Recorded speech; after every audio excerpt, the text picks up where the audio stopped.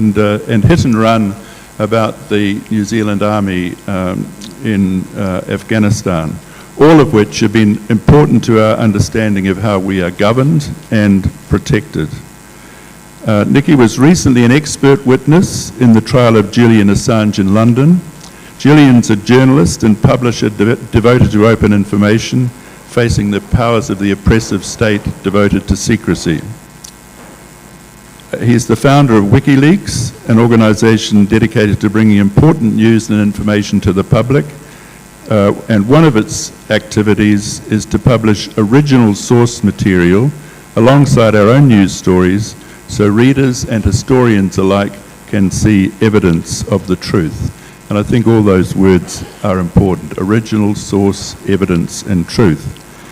Some of the most famous examples of this are the Afghanistan war logs, the Iraqi war logs, including the so-called collateral murder video which we've been showing, leaked by Chelsea Manning, the US diplomatic cables, and the Democratic Party emails in 2016. 2010. Sorry? 2010. 2010, sorry. Assange is an Australian citizen, and the current trial being heard in London seeks his extradition to the United States to face charges of treason. He is being held in solitary confinement in a high-security prison on suspicion of evading bail, even though previous charges of sexual assault generated in Sweden have been dropped and discredited. The UN Special Rapporteur on Torture, Nils Melzer, has given it as his opinion that his treatment amounts to torture, treatment in this security prison. His case raises extremely important questions about the place and role of investigative journalism in our society and of the public's right to know the unvarnished truth in the interests of the public good. It has been almost universally blanked out in the mainstream media. So, welcome, Nicky. Thank you for coming tonight. Perhaps if we could start with, I understand you met Julian Assange in London some years ago. Could you tell us a bit about that? What's he like? What was your impression of him? Kia tato. Can you hear me? Is the system working? Louder. Oh, sorry. How's that? All right. If you can you hear me clearly now? Yes. All right. It's always nice to be in Wellington at the Fabians because it's more like neighbours and friends than an audience I don't know, of course. I know lots of you.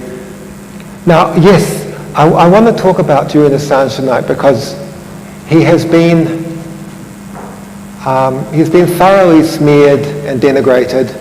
I think in this audience, not so strongly, but probably you know that if you were to raise his name with many people you know who are normally thoughtful on progressive causes, they would say something like, oh, I'm not so sure about him. Isn't he a bit dodgy? Isn't he kind of a megalomaniac? And so I'm glad to have the opportunity amongst my whānau here in Wellington to say, I've been in contact with him since he first set up WikiLeaks, originally just by email and long-distance communications. I met him a few times when he was in Britain, before he was locked up. And I see him as one of the genuinely great people of our era, who will be remembered better and will outshine most of the politicians of Australia and other people who come and go flickering through the media. And the thing that he did, starting in 2006, when I first met him and talked to him long distance, is he had a vision for what are we going to do in an era where freedom of information is getting harder and harder, where after September 11, military websites that used to give some information were shutting down, the freedom of information laws were shutting down, secrecy was increasing everywhere. What can we do about that in the middle of wars which were full of dirty and dishonourable things, and yet were more secret than in past years, past wars? What do you do about this? And his genius, I think, was that he looked at the potential of digital communications, in fact, specifically digital data storage, and thought that maybe here is a way, is something which is big enough and powerful enough to start to redress that imbalance, where publics can maybe know more about what's going on. And what I'm talking about is that the idea of WikiLeaks was that you could leak lots of stuff in the digital age. 50 years ago, you could leak what you could photocopy. Nowadays, you can transfer data at massive speeds around the world by the internet.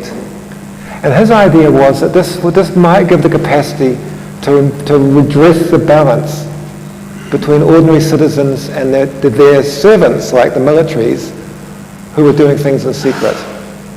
And he was incredibly successful in this. So I don't know if you remember, but for the first several years of WikiLeaks, starting in 2006, he really just pushed it by force of personality. No one took him very seriously.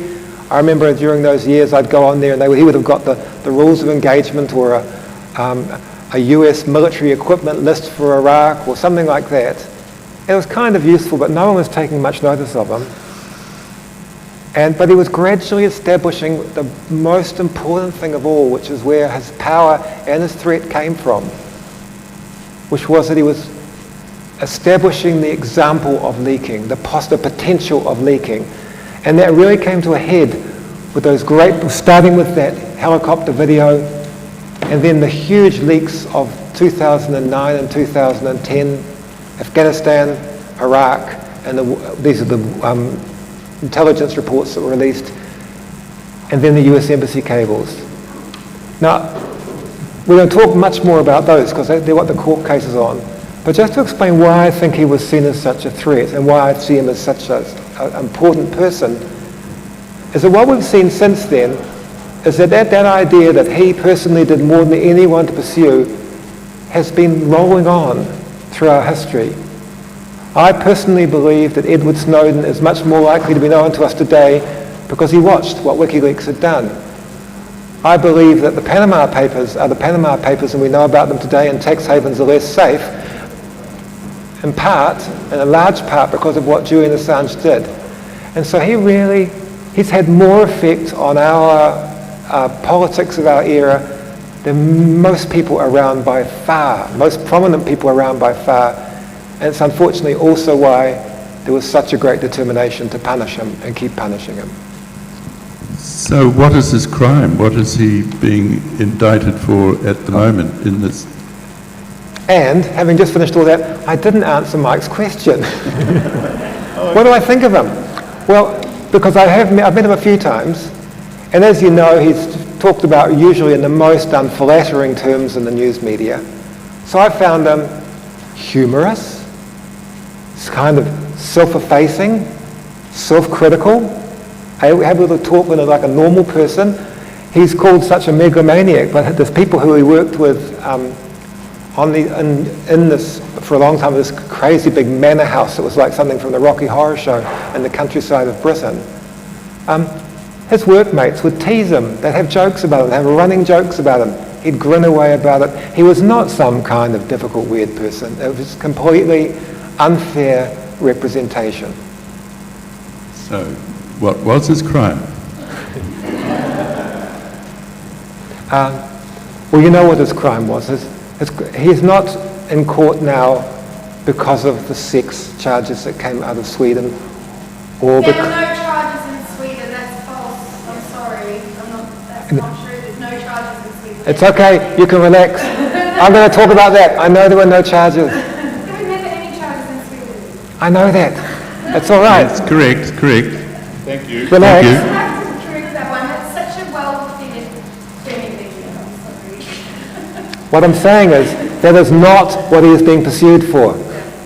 What he's being pursued for is the things which are the best things he will have ever done in his life and which we owe him the most for, which was the video of the attack in Afghanistan, which, as I said in the court in Old Bailey in London, was was the equivalent of the moment where the black man is lying on the ground and he's saying, "I can't breathe." And it was like that for the violence and the illegality of the war in Iraq and for the understanding of civilian casualties. It's electrified the subject of civilian casualties for the world when it happened. It was a really big thing. And then there was the other U.S. embassy, the war situation reports from Afghanistan, which showed levels of civilian casualties which no one had ever believed were going on, and it showed the death squads that had been the hit squads, the kill capture squads, which had been organised by the US military, and which New Zealanders were implicated in and involved in, by the way. And then the same in Iraq, and then the US embassy cables, which are literally the most amazing encyclopedia of world history and politics that you would ever dip into. And so, again, why was I invited to the court case? Well, I was invited to the court case because I used these documents a lot, and I was able to say, this is the highest public interest information that we have had in our era for foreign policy. They are so important. And so there's this huge irony that the thing he is being punished for is the thing which has got the highest public interest and the most justification that you could imagine in the way of whistleblowing and leaks. So it seems that it's not really that he's being charged for leaking and the original charges of espionage, but they've now turned to charges about revealing information about particular people to their detriment, causing harm in that sense. How much truth is there in that, in your opinion? It was interesting. It's been interesting preparing for that court case and being involved in it, because I'm not sure if you know this, but the charges have, as Mike said, been changing. The main charges and the ones which are most threatening to him are the charges of espionage.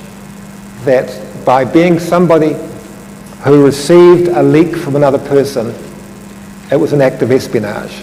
And for that, he is at risk of 175 years of in prison in the United States if he gets extradited there. But what's been going on, which is sort of terrible and encouraging at the same time, is that I think that the US prosecution have realized that these charges may not work for reasons that we're going to discuss, I think. And so what they've been doing is they have been kind of trying to backfill the whole case with new allegations and indictments. And it's things like you encouraged people in a conference in Southeast Asia to hack stuff, and you put out a most wanted document list, which is like you were trying to incite hacking. And it's actually extremely flimsy, because we all know that what Chelsea Manning did was not Julian Assange hacking. It was a good old-fashioned normal leak from a person who was authorized to get the information, giving it to someone who they weren't authorized to give it to, which is what every leak in history has been. But what they're trying to do at the moment is they're trying to build a case of sort of innuendo about how of hacking and hacker and links with hackers and encouragement of hackers, which is separate from those three big leaks, the Iraq ones, the Afghanistan ones, and the US Embassy cables. And so I say it's encouraging because there's a flimsiness to it. It felt like they weren't sure they were going to win on the whole point of the case, which was those leaks which they hate so much. And so they're trying to backfill it with innuendo. So what was your role, and what was the expertise that you were asked to offer in your witness statement? First, I'd say appearing in the Old Bailey by video into a court case like that would perhaps be the strangest thing I've ever done in my life. And then being cross-examined for an hour by the US prosecutor it was quite full on. But I felt really good to be able to do it, because what I was able to do is to say some. I felt good about it because I was able to say some things that I thought really needed saying. And so the main thing I was doing there was I was saying, I've used this stuff, and I'm used to getting leaked information. I regularly get leaked information. And so I know and that not all information needs to be leaked in the world.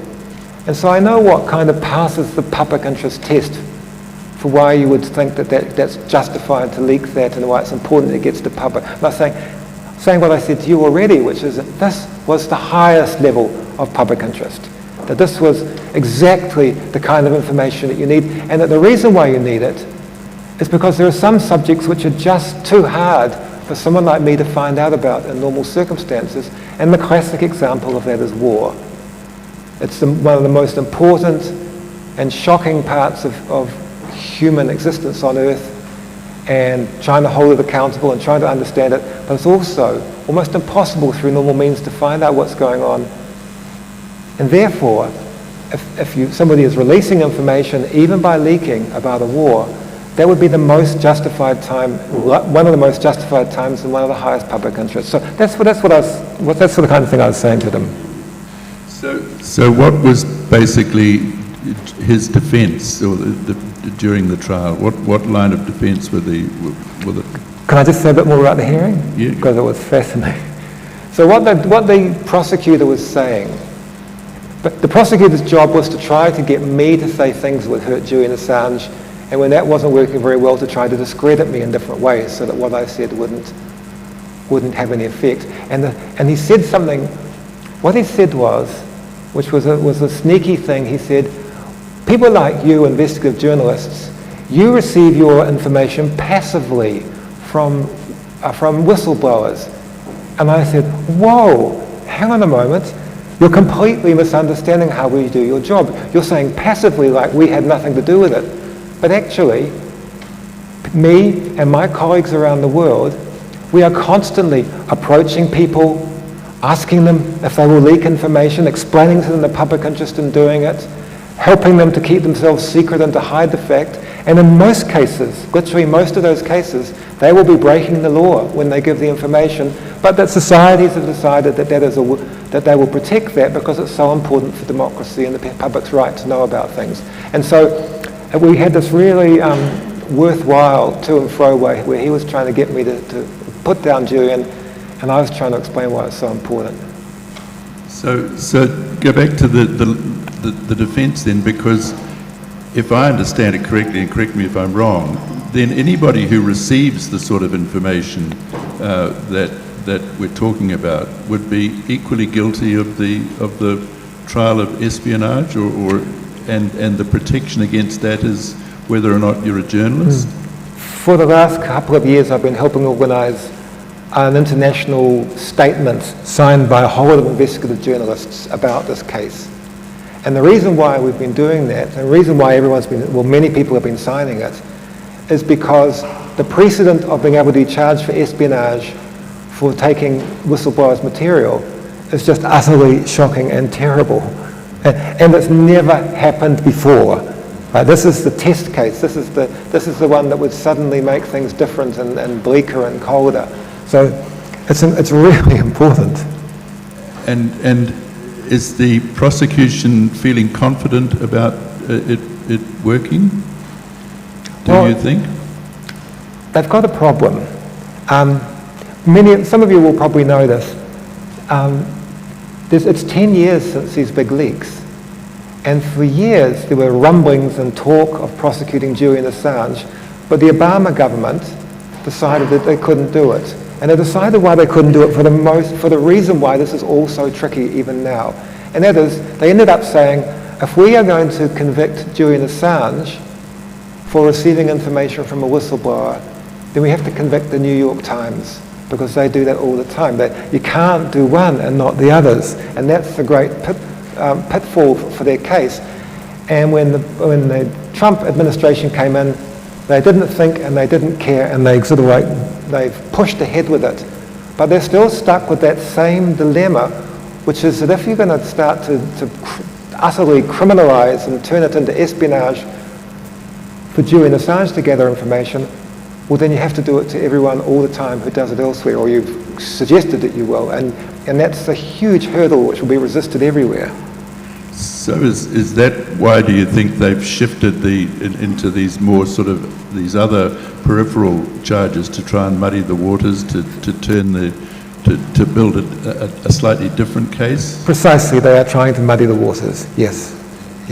And just to go back in, presumably this will now go to appeal. Well, there's a judgment presumed to be made early next year, I understand, by the judge. Well, first of all, it hasn't lost yet, quite so. It's been on the 4th of January that the judge from the Old Bailey is coming back and delivering a decision. And for a long time, you probably saw this, all the news was that she didn't seem very sympathetic, and all her decisions were going against Julian. But as the case progressed, it seemed like she began to realize that things were not as she had believed they were at the beginning. And so it's not clear which way that case will go yet.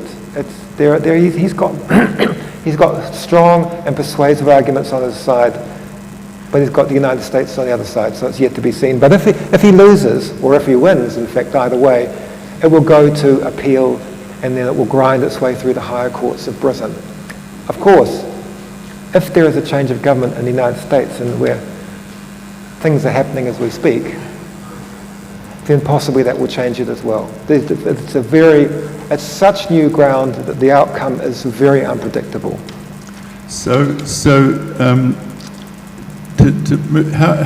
How has he been treated then? Because the other thing that I'm in the reading I've done is that the conditions under which he is kept in case he evades bail sound horrific, and this is what Nils Melzer has described as equivalent to torture.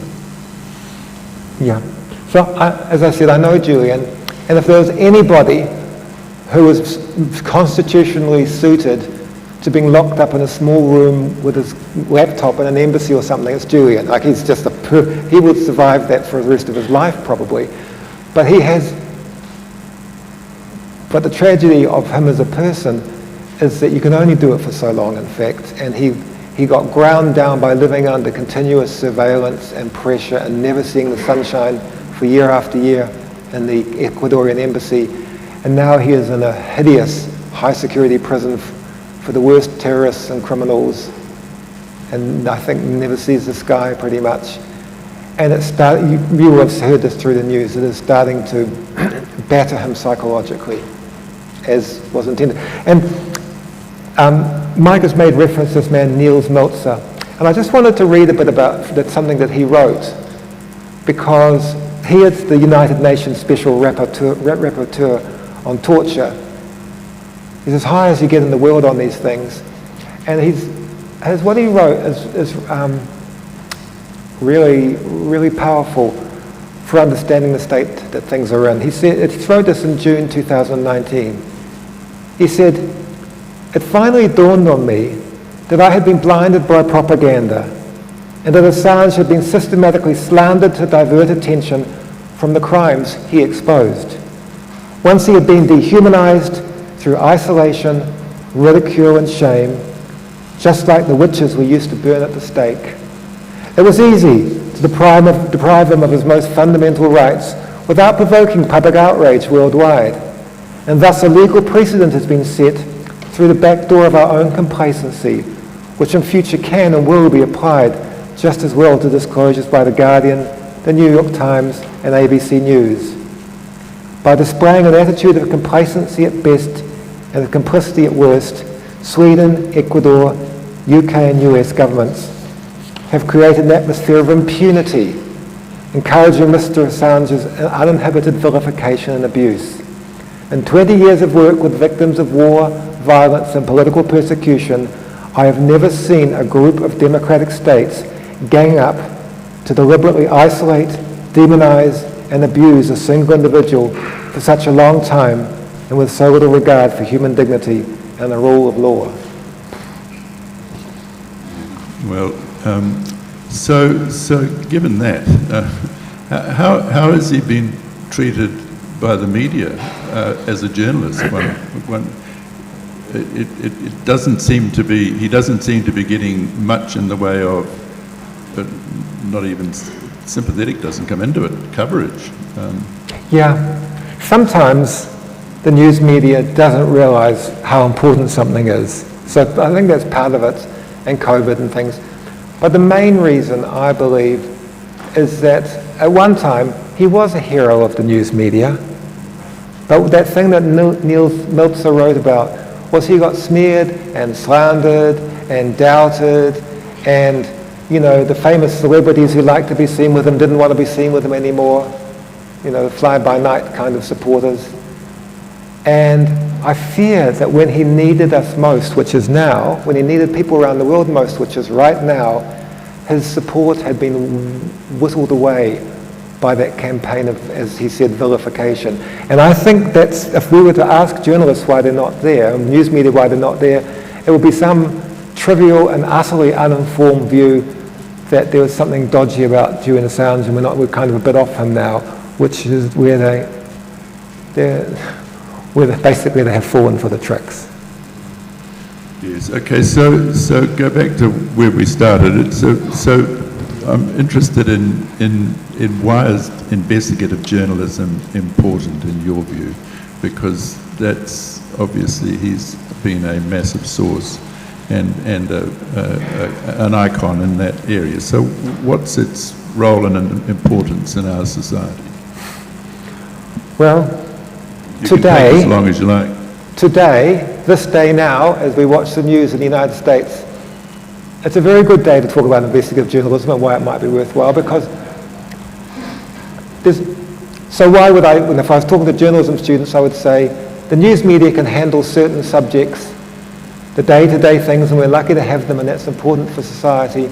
But there are some subjects which are too hidden or too secret or too complex, and they need people who are prepared to spend months and years on it. So that's the official answer that I give. But there's another side to it, which is that over the years, we've all seen this happening.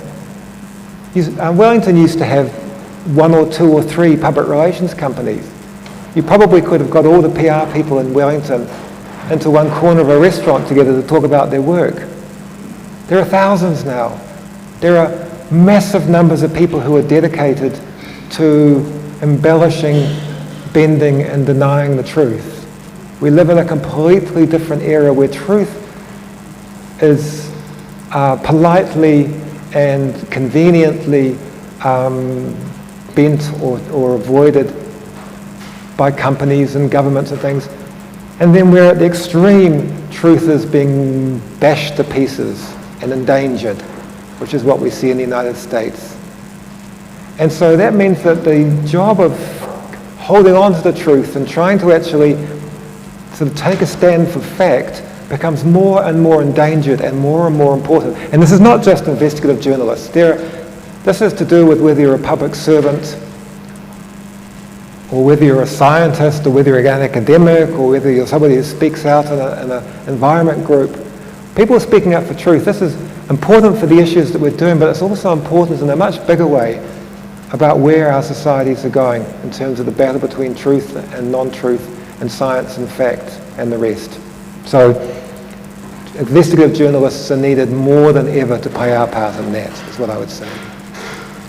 Well, and obviously, I mean, Julian's one example, but can it be, I mean, can it be dangerous? For example, in your case, the SIS investigated you in relation to hit and run, is that? SIS investigated me in relation to the earlier Afghanistan book called Other People's Wars, which is the one I recommend to you if you haven't read it. I strongly recommend it to you. You'll know everything about the war. They're all good. Yeah. No, we live in New Zealand, and so I don't feel in peril in any way at all. But what I would say is this, so this is more to the point. When you're involved in anything in the public area, I kind of think that someone's going to cut my brake hoses or something like that. That's not the country that we live in. But what happens is, this is the living in the world of PR people and political manipulators and things.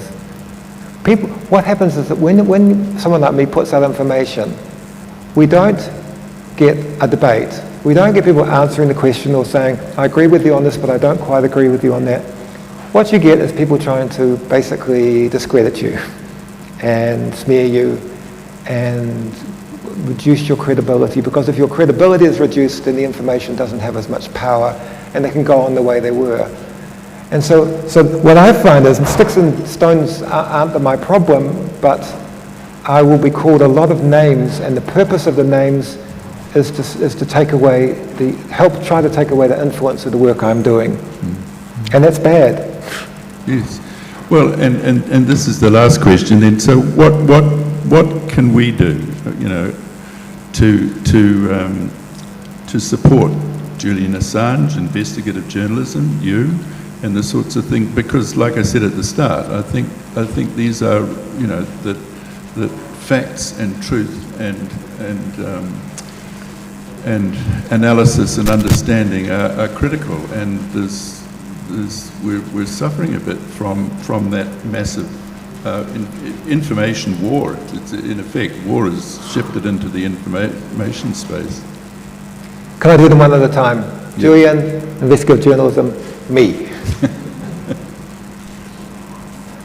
The best thing we can do for Julian, by miles, which is what you're doing here tonight, is not forgetting him.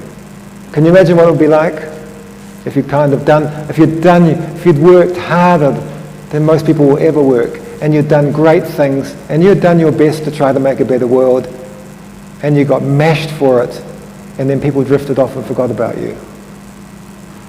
It's really vital that we all keep watching and keep reading. And from New Zealand, we can't actually make much difference to the court case, but I think it's really, really important in a longer term way that we're watching and we're concerned and we're taking an interest.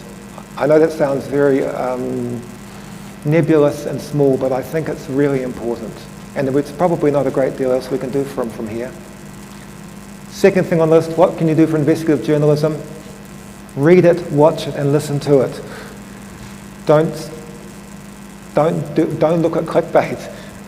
Appreciate it. We're living through strange times, and the more that we use and honour and respect fact and truth, the better chance I've got in the future. That sounds nebulous too. So I'll get to the one where I'm going to be really specific, which is myself. There's a lot of work to be done, and if you feel like being eyes and ears around the city for things that are going on, and you hear things that I need to know about, please get hold of me. Or if you realise that all your life you've been thinking that somebody should be writing about some important subject, and that maybe that person should be you, I will help you to do it. What I'm saying is, there's work to be done, and we've all got to do our best to do the work. So if you're sitting there and you're thinking, yes, I did always want to write something about the state of childcare in New Zealand, or my local river, or whatever it is.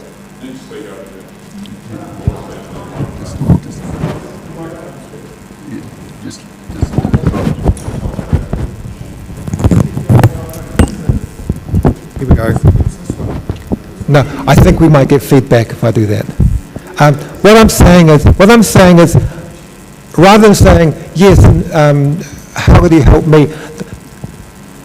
The way that we will have enough investigative journalism in a city like Warrington is by people like you letting me know when you hear something, and by when you think that somebody should be doing a book about something, or publicising something, or researching something, or writing an article about something, consider doing it yourself. And I'm making a very rash offer of saying, get hold of me and I help you to do it. Because we don't live in a country with a huge numbers. I've got one last thing to say. And I was thinking about it when I came down here, because Mike showed me the questions. Just put it back under you. No, back under you. Back under you. Put it back where it was, and I'll try to fix it. Thanks. How's that? All right. So I just want to first say, Mark had actually showed me the question, so he said to me, what do I think that people could do for me? Well, I don't need anything done for me, thank you, apart from passing on things that you know to me. Buy the books. But one of the parts of my job which I find most sticky is that because I'm writing about war or writing about different subjects, I get approached by a large number of people. Unless I can't write about them, well, there's nothing I can write which is going to make any difference. And so you won't notice, but part of my life is kind of Citizens Advice Bureau, one person's Citizens Advice Bureau, of people who have been done over by the defence. I mean their employees because they're the most hideous employers. Anyway, the thing I'm coming to is that for the last 3 years I've been helping 2 refugees who contacted me because they quit after being done over by the New Zealand Defence Force. And I've spent a great deal of money in the last 2 years on them. And they need even more money. So if one of you has got some spare money that you would like to give to a refugee, that's a really useful way you could help me to help them as part of all the things that we need to do. Right, on that note, please, a round of applause for Nicky, and then we'll take some questions.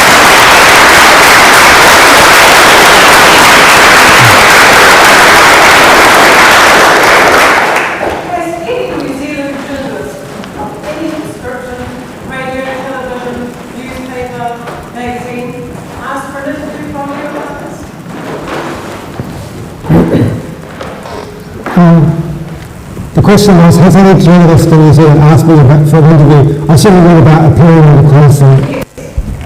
I was quite surprised that nobody asked me for an interview about appearing in the famous Julian Assange case in the Old Bay. It was quite surprising. But on the other hand, we had an election coming, so be fair, there's not many of them. I have asked Radio New Zealand for subject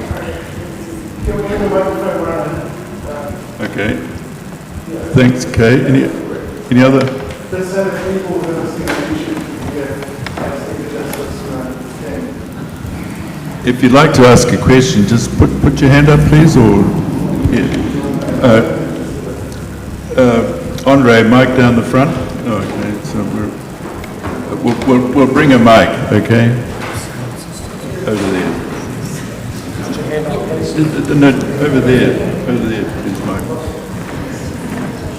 Any others? I've got you. Thank you very much for your talk, Nicky. That was really interesting. I wonder if you could talk a little bit more about Nicky, about Assange's relationship with the Guardian paper, which seemed to become troubled. The question was about Julian's relationship with the Guardian newspaper. Can you hear?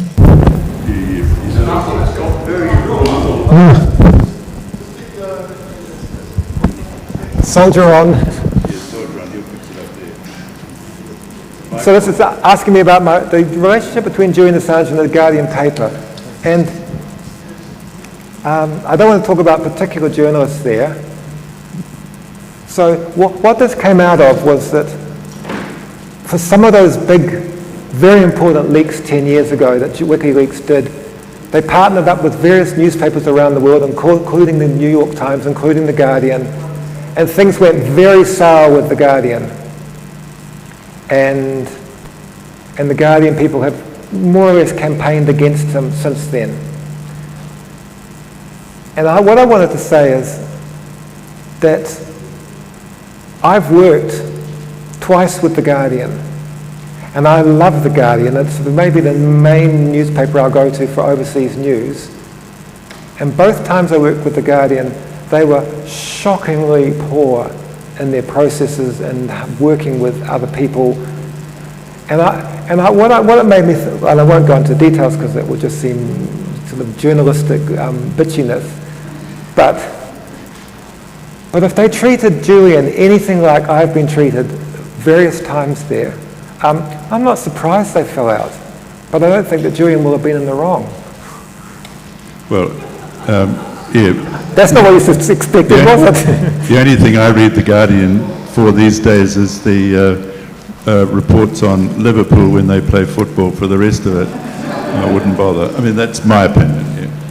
Yes, you had a question? Biden called Julian a high-tech terrorist, and Trump said that he wanted to give WikiLeaks and anyone involved with the death penalty.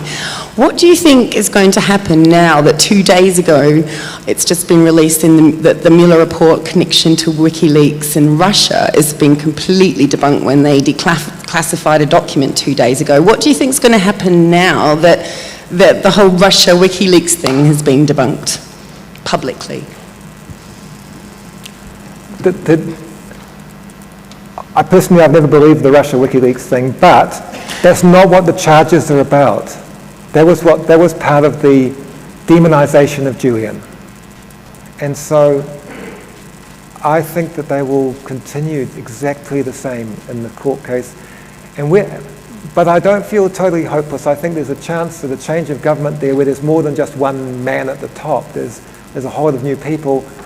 Maybe it will change it, because it's not a small thing to criminalize whistleblowers in a supposedly democratic country and suggest that you're going to try and charge them for espionage. It's such an extreme thing that, just like the Obama government decided not to go down that dangerous, hopeless road, there's a chance that the new administration will do it differently. Maybe.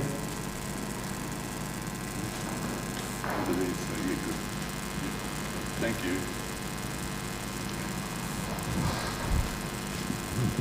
Hello. I keep reading that Obama prosecuted more whistleblowers than any other president before him, and I just wondered if you wanted to comment on that, because you seem to be presenting Obama somewhat more positively than that.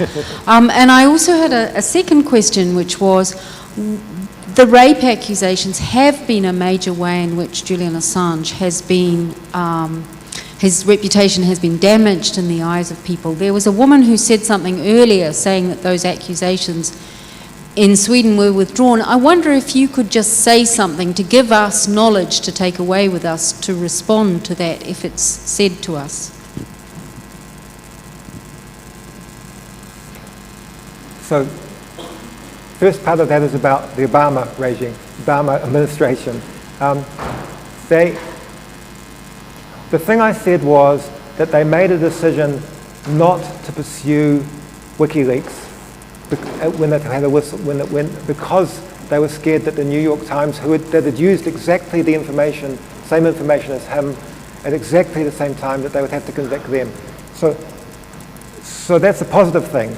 I am aware that the Obama presidency was a time of increasing attacks on whistleblowers, but it's never just one person. That this is a problem in the United States of their government, which means the wide sweep of government agencies and things have become much less tolerant of media and normal freedoms. So two things are happening at once, basically. You're right that things are getting worse for whistleblowers there, but they weren't prepared to go to the extent of doing WikiLeaks for doing something which the New York Times had done, because in the United States you don't take on the New York Times lightly. Now, the so-called rape charges, as we've heard, there actually haven't been any charges laid, and that eventually the investigation was stopped.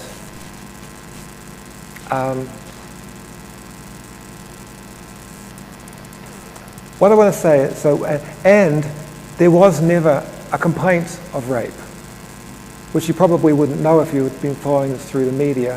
What happened roughly is that two women asked the police whether there could be a DNA test of Julian, because he'd slept with both of them and without a condom.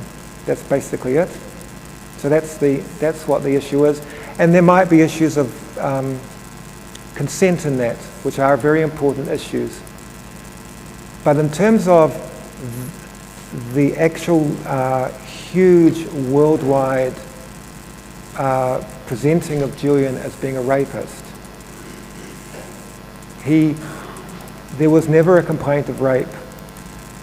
The people who initially investigated it decided not to take it any further, and then this strange and so far not fully revealed process began, where the Swedish government began again an attempt to investigate him, and it got suspiciously mixed up with an attempt to get him to force him to come to Sweden, where the suspicion was that he would be extradited to the United States by a pro-US government that was there at the moment. So everything got incredibly murky, is the point. And for example, for a long time he was in Britain, and they were saying, "Come across. We haven't charged you of anything, but you have to come here for questioning." And he said, "I answered questions before I left, and you can come and question me here because I don't want to go there and get extradited to the United States."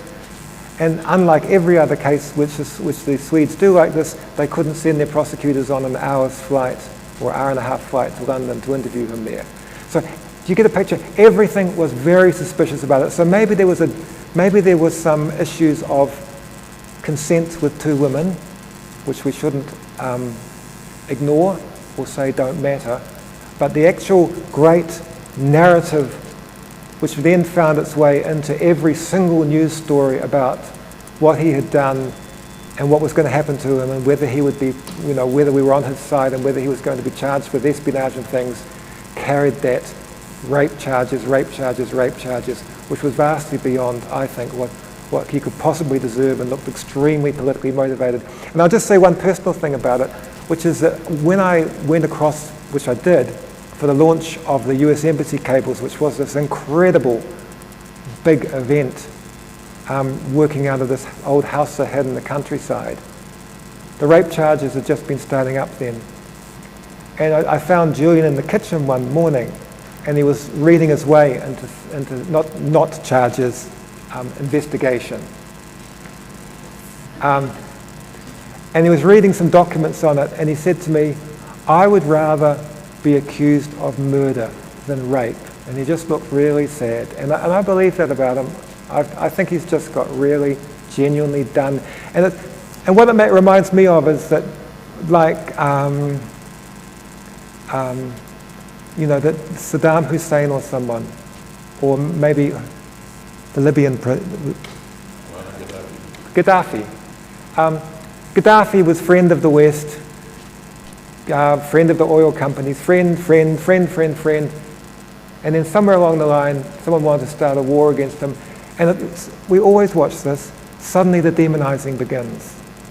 And you hear all the Western media talks about all the ghastly things that Gaddafi has done and what a terrible person he is and how horrible he's always been to his people. And then the bombs start dropping. And that's how I see the rape charges. They were part of trying to extradite him to Sweden. And when that part didn't work, of making him kind of untouchable and stripping him of support when he needed it most. Okay.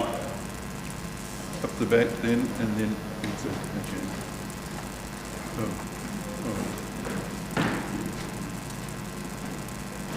I've got you.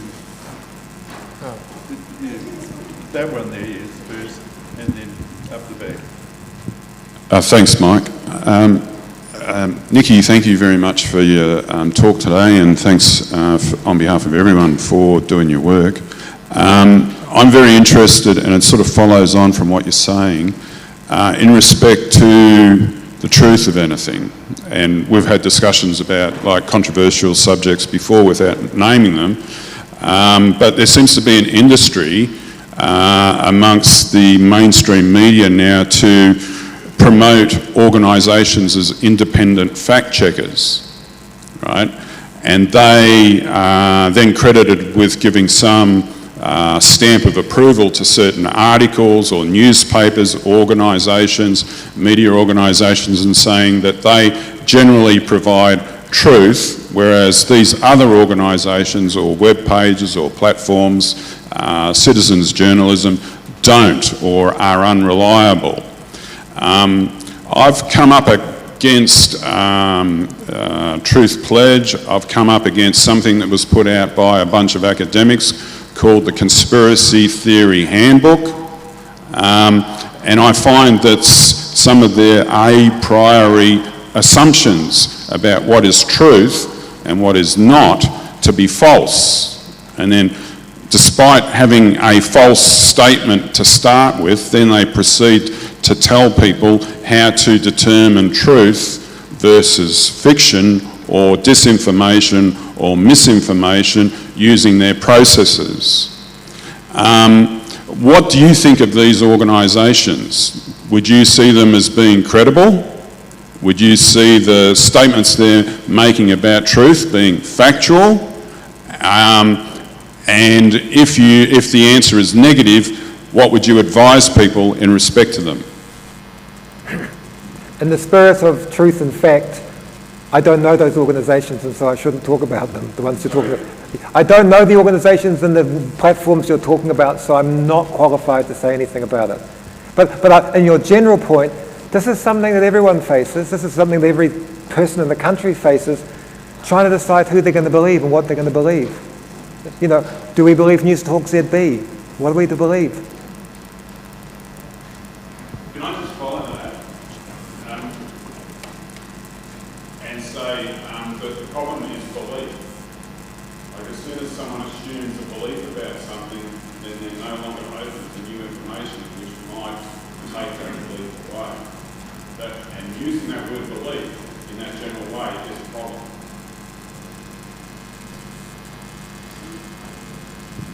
Yes. Hi, thank you. Nicky, in your mind, are there sort of clear rules or ethical principles that you think journalists must apply if they receive through a leak national security information in terms of deciding what they really can properly do with that? And I guess the second part is, and if it is their decision, you know, are you comfortable with the idea that it might be up to individual journalists to decide those sort of the extent to that proper use of material that certainly some would say is national security information, you know, and it's so called that for a good reason? Yeah, this is a very interesting subject which I have thought about a great deal. Did everyone hear what she said? And let me start by saying that sometimes I'm in the position where I am making major judgments about whether something gets released or not, which has got top secret written on it or something, and I'm making that decision, and I actually think to myself, is it right that I'm making this decision? All right, so, and obviously I've reached the conclusion that it is, but let me answer your question, Prop. Well, and the reason that I reached that conclusion is that if you were to ask the military that the information came from or something, they would always say no. And so who does make the decisions on these things if a whistleblower gives you the information, or you've sought the information and they give it to you? So I've had to figure out an ethical code for myself. And I talk about this with my colleagues, and we chew it over.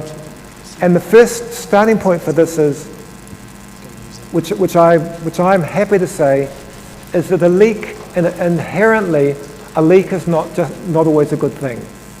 You don't just say, ha ha, got a leak, that means it's valid. And the classic case of that would be, for example, someone's personal information. But that's an easy example of something that's wrong. And although there might be a public interest, i.e. a prurient public curiosity, that doesn't mean there's a public interest in releasing the information. And so what it means is that when I get a leak, I go through a process of deciding whether I think there is a high enough public interest to release it. And basically whether I think there's a high enough public interest to do the harm that it causes to have a leak, because a leak does cause harm inside an organization and distrust. It causes great anger and things, and it reveals things that people thought were needed to be kept secret. And so I've got to think through whether I think that's justified or not. And sometimes I check it with other people because I'm not sure enough about my own judgment. But if we didn't make those judgments, then the judgments would only be made by the often not very sophisticated people who are in charge of that information, and we'd never hear anything. And so the weird is kind of like, am I really the grown up and I have to do this? But in fact, unless we're going to say that you never have information come out which is unauthorized, then somebody has to make the judgments. And all you can do in that position is to do it as seriously as you possibly can. And you said that particularly about national security information, I find that easier actually. I actually do. I've had my mitts on more classified information probably than anyone in this room, apart from the people who were doing it in the course of their jobs, which is different. And there are certain categories of it, like, do you reveal the stuff which shows people's names and their jobs? Usually not. Would you reveal the information which is about our, terrorism response forces capabilities and locations, which I've actually got? No, I wouldn't do that.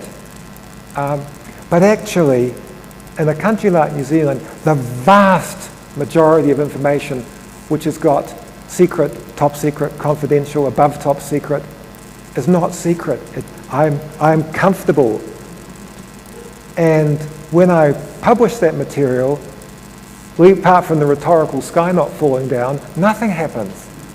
Nothing happens at all. No one dies. We don't get overrun. Everyone just goes on as if nothing happened.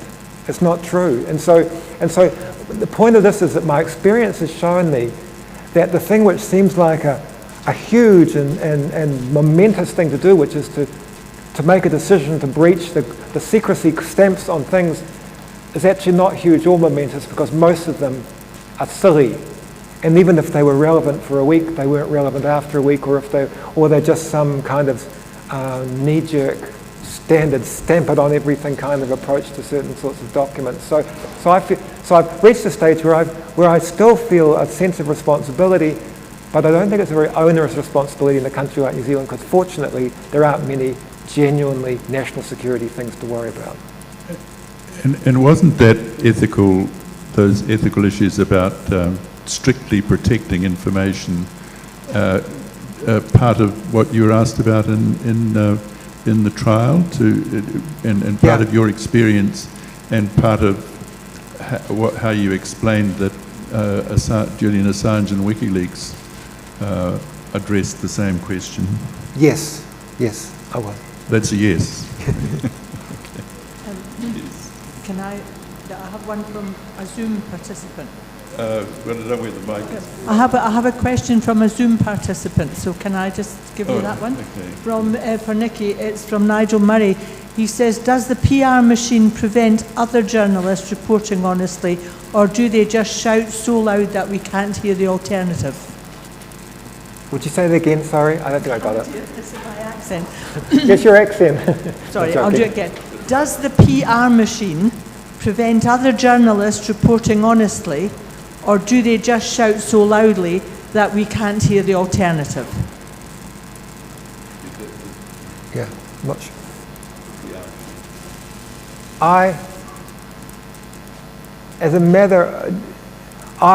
don't criticise, apart from News Talk ZB, I don't criticise journalists in New Zealand, because we're not served with amazing high-resource media, but the people who are there generally care, and they work very hard, and I don't want to dump on them, because they do a daily job which I don't do, and none of us, most of it, no one I know of in this room is doing. And so I don't think we should criticise them, and if they forget to cover the Julian Assange thing, it's probably for silly reasons, and I wish they would think harder about it, but I don't want to dump on them about it. But much more to the point, the thing which is the other half of Nigel's question, is that the problem with information and public understanding and the sort of the sea of public knowledge is that it's so polluted and cluttered with other kinds of messages and communications, all the PR and things, that if you look at a country like ours and you think, how many people is it their job to spin the news, turn what's actually just commercial marketing things into news, spin politics. There's legions of them, there's thousands of them, people whose job is to not properly tell the truth, compared to the ones who are trying every day in a tiny little newsroom like the Dominion Post to tell us what's going on. So it's an unequal battle, and we're pretty mean if we pick on the journalists for that, because there's so much structural unfairness in it.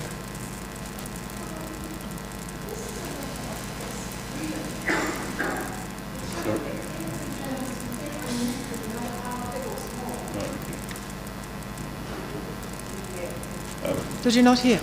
Oh, No, what?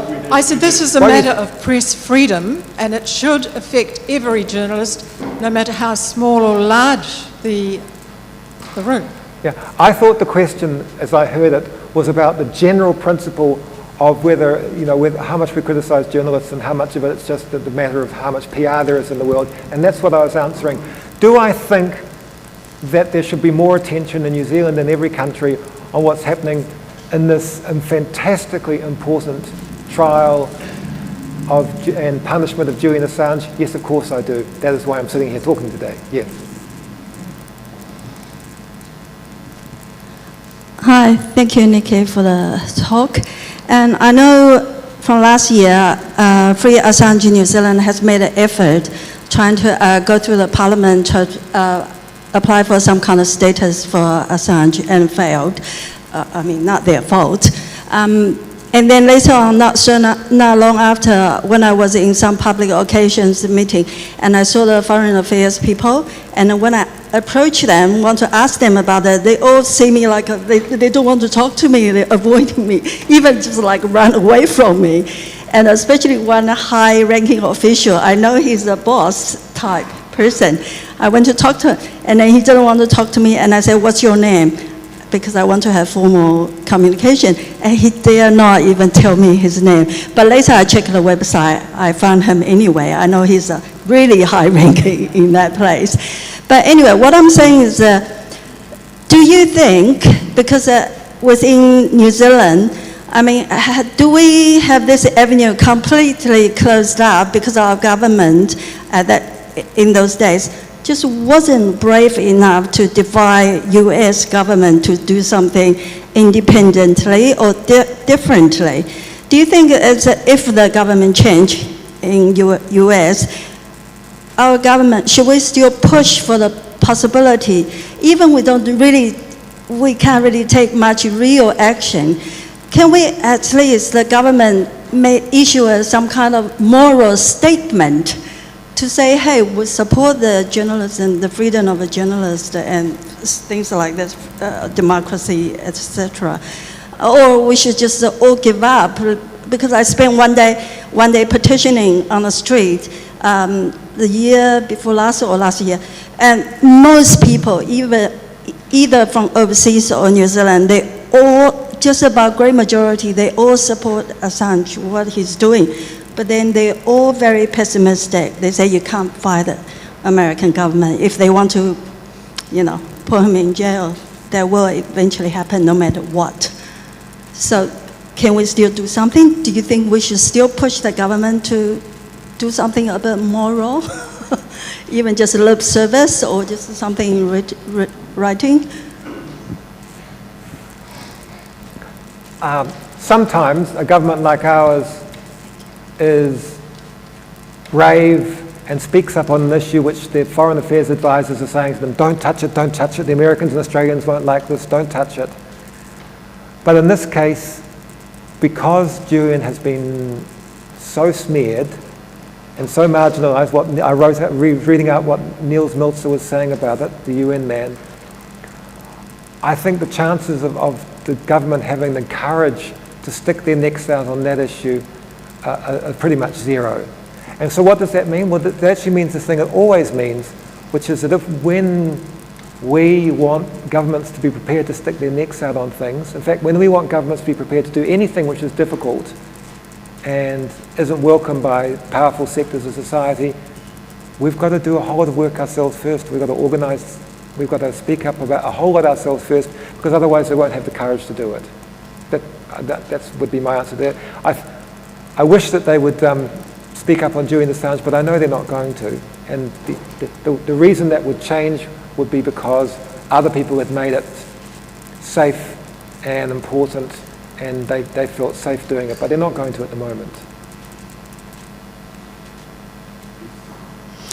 Kia ora, Nicky. In the interests of looking at you with Fabian Society inciting debate, would you consider not accepting an invitation to speak on an international issue when it's Parihaka Day here? Sorry, I think I missed the key words. Could you just... Parihaka. This is a vital, invisible issue in Aotearoa of again, citizens needing to perhaps incite the government to recognise this day, today, being a day of mourning and remembrance for what happened at Parihaka rather than a few fireworks. And I would like to challenge this organisation to give a bit of thought to the 5th of November and having talks to incite debate on Indigenous issues on this day. Kia ora. Yeah, good luck. Kia ora.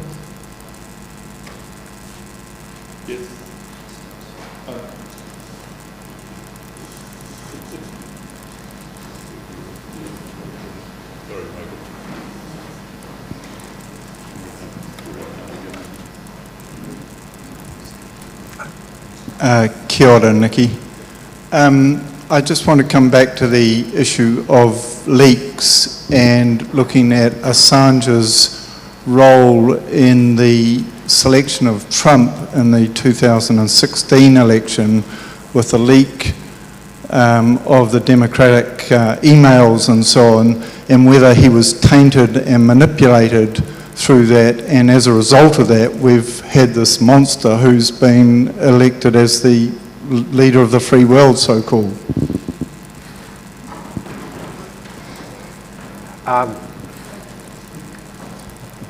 I don't think I would have released those documents at that time. I didn't think it was a very good idea.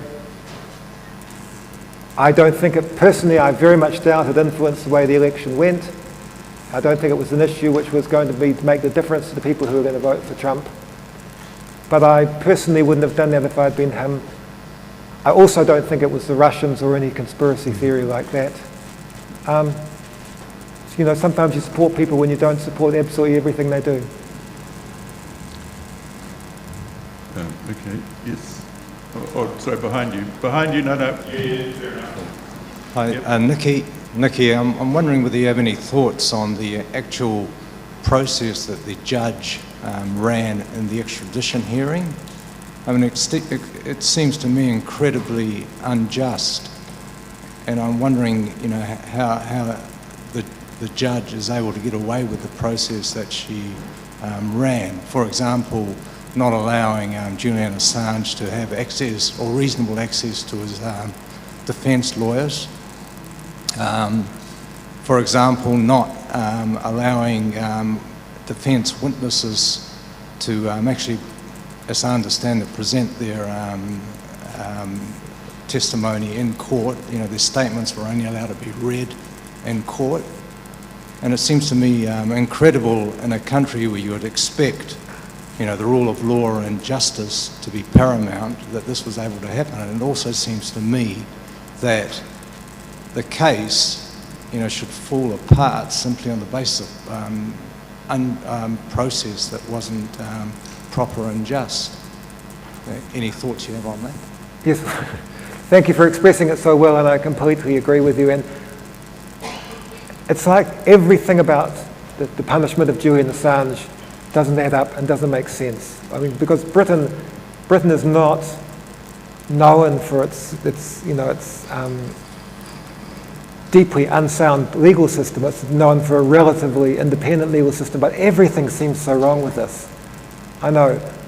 All I can do is agree with you. Yeah. Okay, mate. Yep, another go.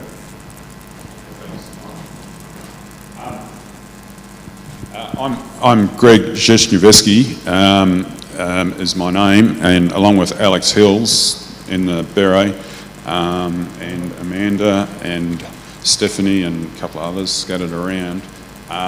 We're Free Assange New Zealand, and we've been active bringing Assange's plight to public awareness and attempting some demonstrations in his support. And as Francis pointed out, we initiated a petition to the Parliament seeking that they give him asylum back, and we thought of that as a birthday present to him, 3rd of July back in 2018.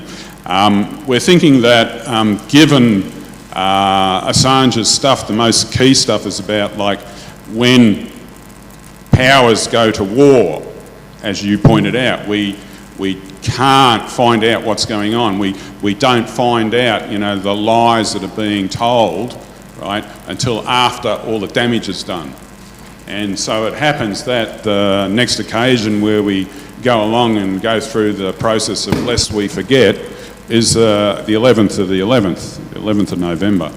And we've determined that we're going to have a wee rally, but you could make it bigger, in Parliament at midday, 12 o'clock. Everyone knows the address, so I don't have to spell it out. So if you care to do something which is demonstrable, and if we could get a little bit of press there, maybe we could put out a media release, maybe Nicky might deign to come along if he wasn't doing something and give a wee talk, and we could put that in the media release. And it's just a call for press freedom and to honour the fact that there's a huge injustice being done here, and people do have a right to know what powers get up to when they take people to war, because 95% of us never want a war. It's a few people that start the wars. So that's it, and hopefully we see you all and you bring some friends.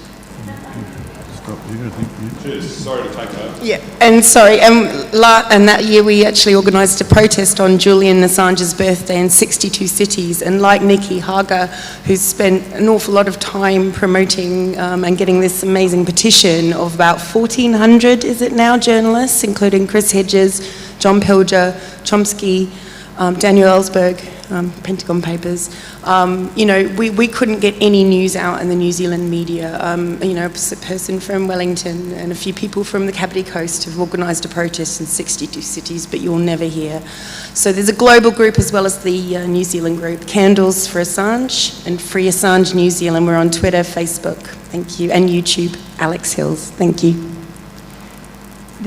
Okay. So there's one other question from Zoom. It's from the same person again, Nigel Murray. It's to ask is the outcome of this trial possibly that Julian Assange will be released to freedom, at least in the UK? What is the risk of an illegal extraction of Julian Assange from the UK if he is released? I didn't quite hear you, but I think I know what you said. I'm an optimist. I think there is a chance that he will win the case. And if he doesn't, and he gets extradited to the United States, it's going to be extremely depressing. But I don't think it's a foregone conclusion. I think there's a chance that he will till the next moment. Okay, any more questions at all? Yes, up there. Thank you. Take this one, then we'll finish.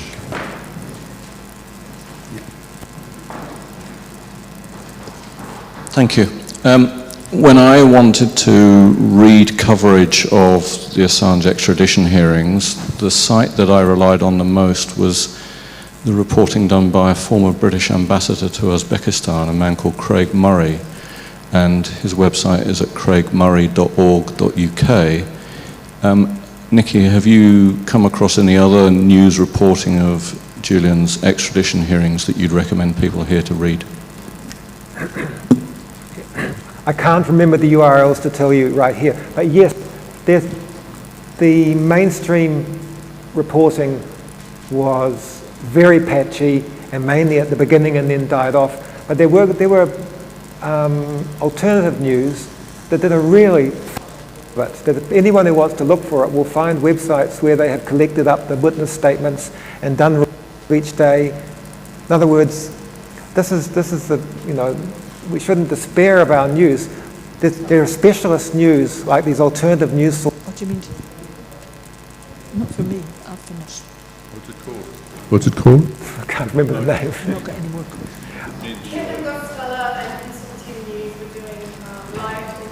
Yes, and them. That anybody who searches, don't only search for the New York Times. There are these specialist websites which give you an amazing insight and good analysis into it, luckily.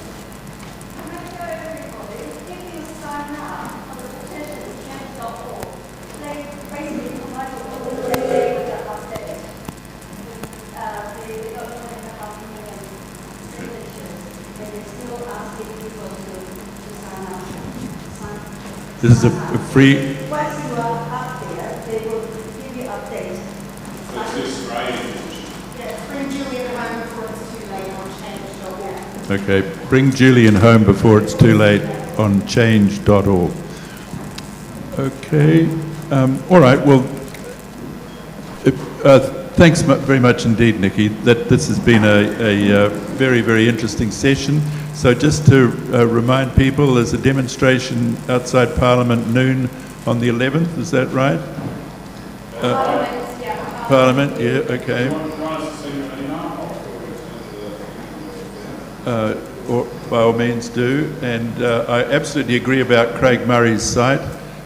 It's not just on Julian Assange, but on a whole lot of other things.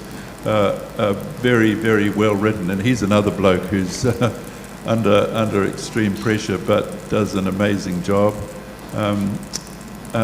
So I think we have got a bit of the question answered about what we might be able to do, which is great. So, once again, round of applause for Nicky.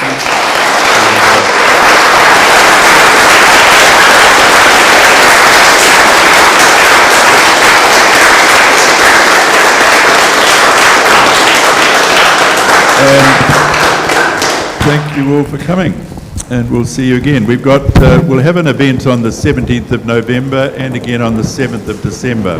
That one will be called Beyond Jacinda. Should be good.